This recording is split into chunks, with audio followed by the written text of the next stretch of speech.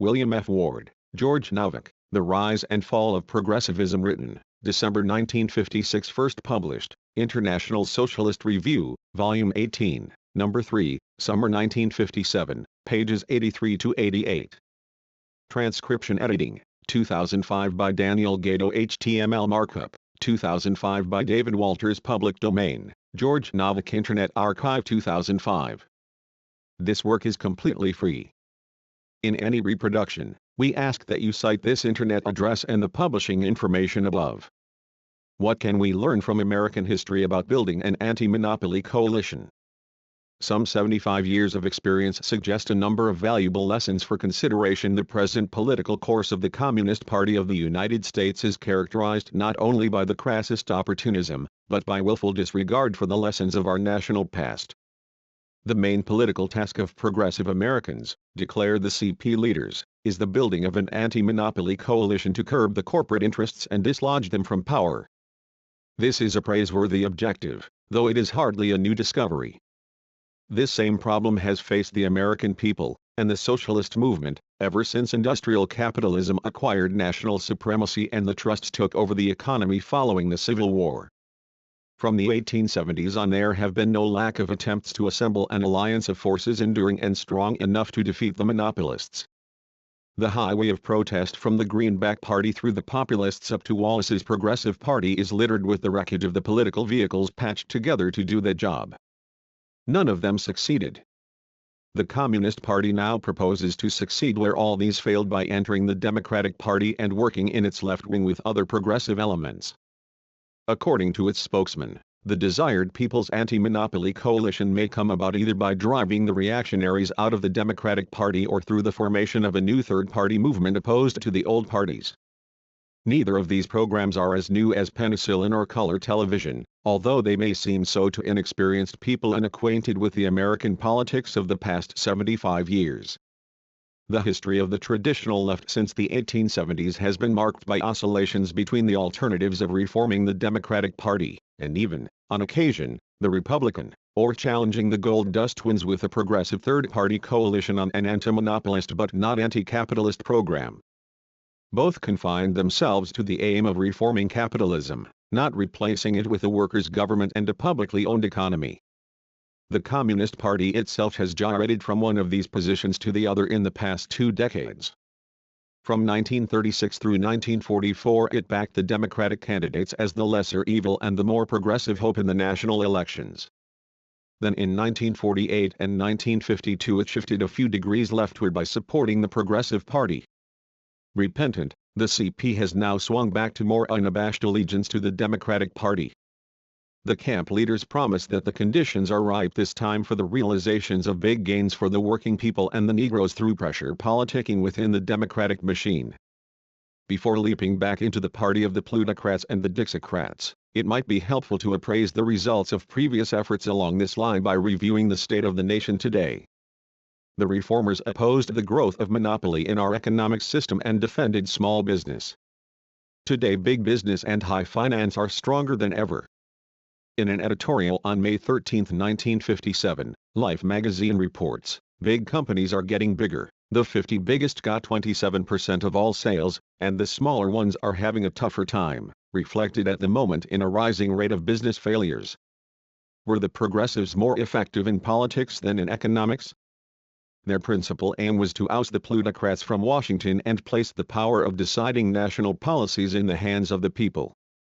Today the monopolists and militarists dominate the government completely, ruling through a coalition of the two capitalist parties, which differ on incidental domestic issues but have basic unity on foreign policy. The liberals dedicated their movements to the defense and extension of democracy at home. Yet it was the most liberal Democratic presidents, Wilson through the Palmer Raids, Roosevelt through the Smith Act, and Truman through the Loyalty Purge, who delivered the greatest blows to civil liberties. Finally, the progressives aim to maintain peace within the framework of reforming capitalist imperialism. The United States has had 3 wars in this century.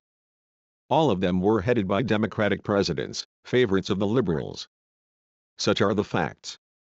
How are they to be explained? The camp leaders talk glibly nowadays of the need to apply Marxism-Leninism creatively to the problems of American politics. They ought to start by using the methods of Marxism to analyze why all previous efforts to capture the Democratic Party for progressive purposes and to reform monopoly capitalism ended in bankruptcy. But they have reasons for refraining from such an investigation. For a Marxist examination of the rise and fall of the progressive movements would not only illuminate the causes of the failure of reformism but likewise expose the fallacies of the current CP line which follows in their well-worn track. Since they cannot be expected to perform this essential inquiry, we shall try to do it, not for the enlightenment of incorrigible opportunists, but for the education of the younger generation. The last 3 decades of the 19th century were basically a period of tightening political reaction following the colossal revolutionary leap of the Civil War years and Reconstruction. This Gilded Age saw the impetuous, almost uninterrupted rise of capitalist forces in the United States and on a world scale. Despite minor and puffed-up reforms, the triumphant plutocracy was energetically consolidating its grip over the major spheres of our national life. The ever harsher domination of the capitalist oligarchy encountered resistance all along the way from the masses. These were divided into 3 important sections: the agrarian producers, the urban middle classes and the industrial workers. The currents of protest welling forth from the depths of the people were mostly movements of reform which aimed to curb, control or reverse the process of capitalist concentration in economic, political and cultural life. Outright revolutionary voices were rare and working-class tendencies bent upon the abolition of capitalism were in their infancy. The principal large-scale political struggles were waged between the agents of the plutocracy and the representatives of the liberal petty bourgeoisie who headed the plebeian masses. Apart from industry, the proletariat was as yet a subordinate factor in most spheres of national affairs. The mainstream of political opposition came from the populist progressive movement which had its direct social basis in the middle-class elements of the country and city. The proletarian movements either ran parallel to this mainstream, fed from it, or even emptied themselves at times into it.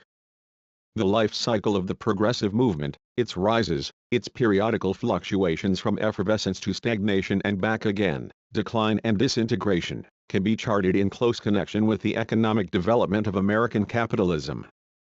The progressive movement was a political product of the post-Civil War era. It was born during the hard times following the Panic of 1873 and gained new impetus from each succeeding economic crisis. The 1892 platform of the Populist Party, as summarized by Charles Beard in The Rise of American Civilization, made the following indictment of the Gilded Age of capitalism: that America was ruled by a plutocracy, that impoverished labor was laid low under the tyranny of a hireling army, that houses were covered with mortgages, that the press was the tool of wealth, that corruption dominated the ballot box, that the fruits of the toil of millions are boldly stolen to build up colossal fortunes for a few, unprecedented in the history of mankind, and the possessors of these in turn despise the republic and endanger liberty. The movement reached the peak of its social energy and political influence in 1896 when its aims had ostensibly been adopted by the Democratic Party and Bryan led the progressive hosts in an attempt to dislodge the finance capitalists from power in Washington. After its defeat in 1896, the Spanish-American War and the ensuing prosperity, the progressive movement died down except in the rural districts. It was revived by the crisis of 1907 and took on several new shapes, culminating in Roosevelt's Bull Moose Crusade and Wilson's New Freedom. The entry of the United States into the First World War dealt a mortal blow to the progressive cause but did not completely dispose of it. After a regional revival in the agrarian Northwest, the movement had a spasmodic national resurgence in the La Follette Campaign of 1924, which was a belated response to the consequences of the post-war crisis of 1921. Even then the force of the movement, which had so many decades of struggle behind it and hopes deposited with it, was not spent. In his speeches against the economic royalists, Roosevelt skillfully exploited progressive sentiments and traditions to win support for his New Deal. His ex-vice president, Henry Wallace, aided by the Stalinists, sought in vain to resurrect the corpse of progressivism as late as 1948. In all these incarnations, the progressive movement has been middle class in body and spirit. In the earlier stages of its career, in the greenback, Grange, and populist trends of the 70s and 80s of the 19th century, it was based upon the small farmers of the Middle West and South, pulling behind it the radicalized workers and urban middle classes and effecting an alliance with them. The programs of the Greenback, Grange and populist movements largely expressed the interests and formulated the demands of these aroused and oppressed small farmers and were led by rural leaders. Later the progressive movement came to lean more and more upon the city masses and the rising industrial workers. This shift in the base of the progressive movement resulted from the diminishing importance of the rural population and the increasing power of labor in American society. This change in the social composition of the progressive ranks was reflected in the character of its principal leaders. Sutcliffe Jerry Simpson, General Weaver, Ignatius Donnelly, Mary Ellen Lease, Let's Raise Less Corn and More Hell and Tom Watson were representative figures of its populist period. Robert La Follette Sr. may be regarded as a leader who bridged the country and the city, a link between organized labor and the rural sections of the movement. In their heyday the populist progressives constituted the left wing of the capitalist regime. As a loyal opposition, they did not desire to abolish but to moderate the despotism of the plutocracy, to curtail its powers, and reduce the privileges of the magnates of industry and finance. The principal planks in their economic platforms expressed the interests and put forward the demands of various sections of the middle classes from the farmers to the small businessmen. This was true of such populist money panaceas as Greenbackism and bimetallism and of such reforms as the graduated income tax and the regulation of the monopolies. The progressives did not dream of going beyond restricting the power of King Capital, his moneyed aristocracy, and his favorites. To dethrone this despot by expropriation and thereby end the rule of his nobles forever, that was regarded as socialism, anarchism, the end of civilization.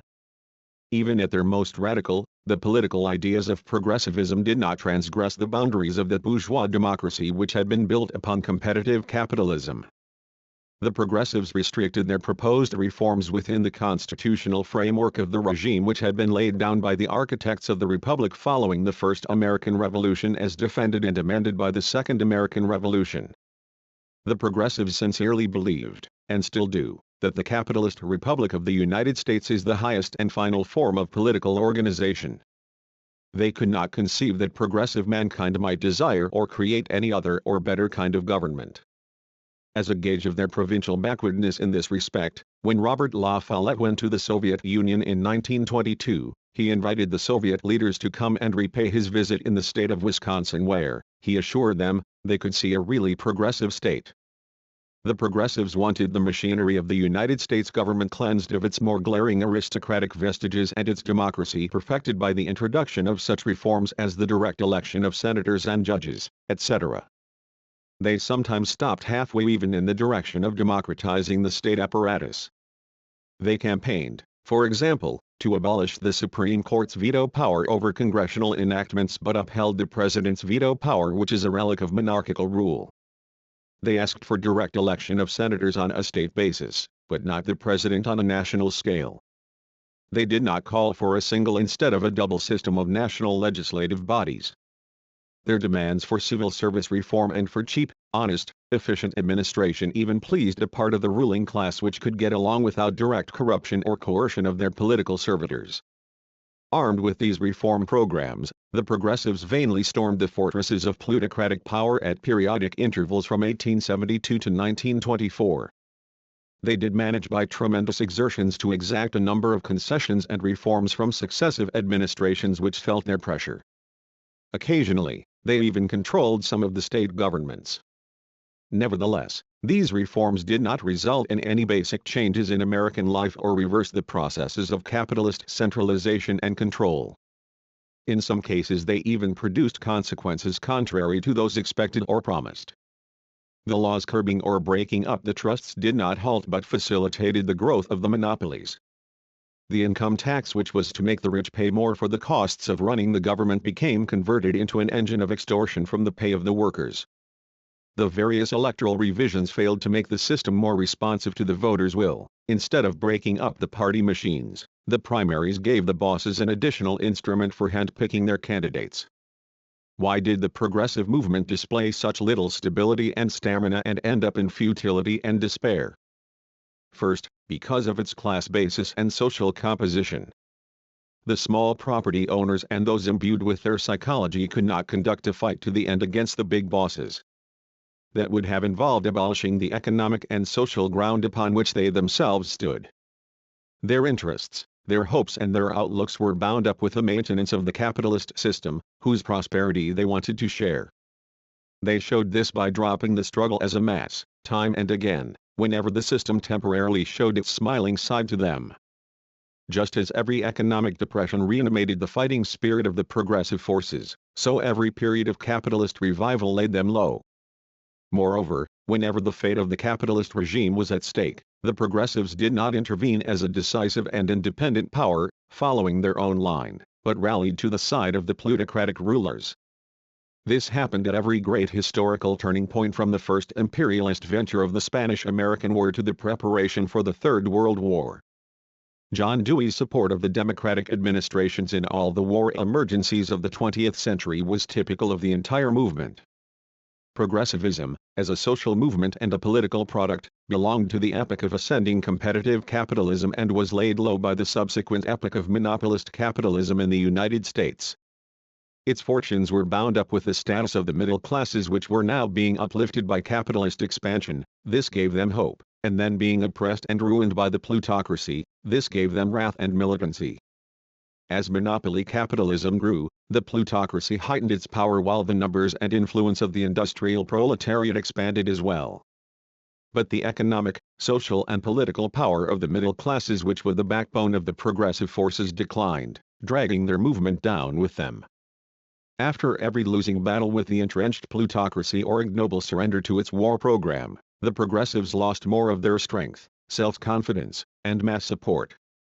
Without broad historical perspectives or bold revolutionary aims, unable to grasp the dynamics of the principal forces at work in the world and in American society, the progressive movement progressively lost whatever progressive aspects it once possessed. On the one hand, its traditions shriveled into empty phrases which served to cover the pro-capitalist policies of such democratic demagogues as Roosevelt and Wallace. On the other hand, whatever was vital in them was absorbed by the socialist, communist and labor movements. The fundamental reason for the failure of progressivism lay in the fact that it was progressive only in its incidental features. At bottom it was a retrograde movement which aspired to turn back the wheel of history and reverse the development of modern society. The progressives longed for a return to the childhood of American capitalism, a capitalism while it was maturing into imperialism. This impotent yearning for an irrecoverable past gave the movement its basically reactionary direction and enveloped it in a utopian atmosphere. The progressives demanded greater equality, wider opportunities, peace, the extension of democracy, the sharing and spreading of wealth, all within the boundaries of capitalism. They received in increasing measure more inequality, fewer opportunities for fewer people, wars, the growing concentration of wealth and political autocracy along with it. These were the natural fruits of monopolist rule launched upon its imperialist phase. The populist progressive movement had a colossal significance for the American people in the late 19th and early 20th centuries. This many-sided, myriad-minded mass movement of protest against the reactionary rule of big business and high finance made a deep impression upon cultural and intellectual activity, providing the impulse for many creative forces and ideas and giving support to advanced tendencies and causes in American thought. The rebellion of the oppressed against the ideas, attitudes and practices of the tyrannical money masters was conducted on many fronts. This class struggle penetrated and modified, not only economics and politics, but the higher realms of education, morals, religion, literature, art and philosophy.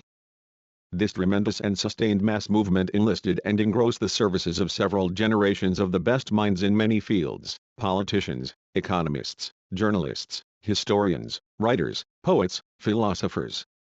Indeed, in the balance sheet of the progressive movement as a whole, its most fruitful and enduring work was accomplished in the field of general culture. The progressives didn't and couldn't create any lasting political party of their own. Nor did they make any substantial changes in American economy. They lacked the power and the will to revolutionize the political system and the economic structure of capitalism, or even to break with the basic ideas of bourgeois life. But they could and did strive to push the ideas and cultural institutions belonging to petty bourgeois democracy to the limits of their development under the given conditions. The expansion of free public education from the kindergarten to the state universities. The development of progressive education. The building of free public libraries. Settlement houses. extending the franchise, prison reform, the renewal of realistic literature, the revision of American history, the creation of pragmatism. These were typical accomplishments of the leading figures of progressivism. The instrumentalist philosopher John Dewey, for example, belongs wholly to this progressive movement. He was a foremost participant in many of its most important enterprises. In time he became the supreme and unchallenged theoretical head of the movement. Dewey was not a leader of its plebeian masses, like Weaver or La Follette. He was rather the ideologist of the advanced intellectuals who worked out the theoretical premises and formulated the views corresponding to the mass movement in their respective spheres of progressional activity.